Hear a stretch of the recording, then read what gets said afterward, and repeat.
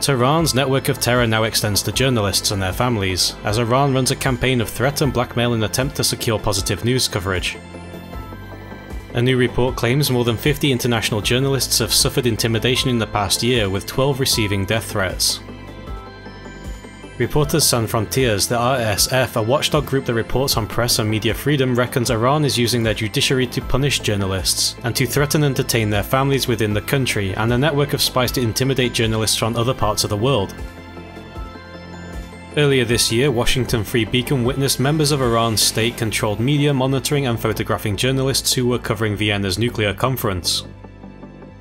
One reporter told the Free Beacon, "It was insane. They would openly get in the faces of Iranian reporters from Western outlets and take pictures just to make sure that the journalists knew that the regime knew who they were, and that they were being watched. It's impossible to imagine this didn't significantly influence the coverage that came out of the nuclear talks, and even more broadly." Even major broadcasters such as the BBC and the Voice of America are not immune from these Iranian tactics. As well as personal threats against their reporters, they have also suffered computer hacks. It's not just the BBC Persian employees who are targeted. RSF states, "All international media outlets with Persian language services are concerned regardless of the country in which the media are based. Journalists with Radio Farda, Radio Free Europe's Persian language section, with such state-funded broadcasters as Voice of America, Deutsche Welle, and Radio France Internationale, and privately owned broadcasters such as Manoto TV and Radio Zamaneh have also been threatened by Iran's intelligence services or judicial system." While most preferred to remain anonymous, some were willing to speak on the record. Arman Mustafi of Radio Farda told RSF 4 of his reports resulted in death threats. These threats are obviously not signed, adding they sometimes take the form of a comment beneath an article. The journalist may be subsequently contacted in another way, but it's exactly the same message. Sometimes the message includes information that only members of the intelligence services could know. Radio Farda host Fahim Kazir Hadari tells of one attempt to cancel a broadcast. She received this message. "Ms. Kazir Hadari, Monday will be a horrible day for a member of your family because you did not take our last warning seriously. Thank you, my corrupt sister." Mohammad Reza Nikfar, chief editor of Radio Zamaneh, reports the family members of some reporters have been seized by Iranian intelligence agents. The family of one of our journalists was summoned by intelligence ministry agents.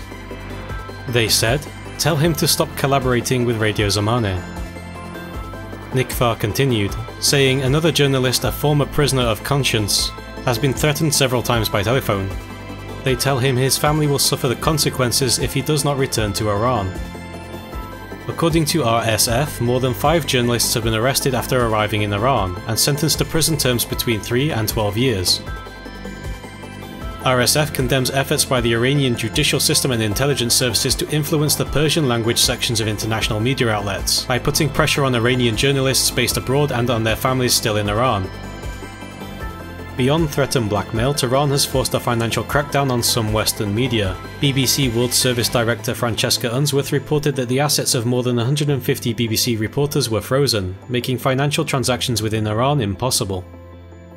Nowadays, the families of foreign-based journalists are politely summoned to interviews with the intelligence officials, reports RSF. But the message is still the same: the journalists must stop collaborating with enemy media without delay. As one unnamed reporter for an international outlet told RSF, "After members of my family had been summoned for questioning, I could no longer work as I had before." RSF concluded that the pressure on journalists must have an effect on their reports. When your father calls and an intelligence ministry agent takes the phone and says, "Your father is here and we're talking about you," and you know that your family is being harassed and is in danger of being arrested, how can you write freely?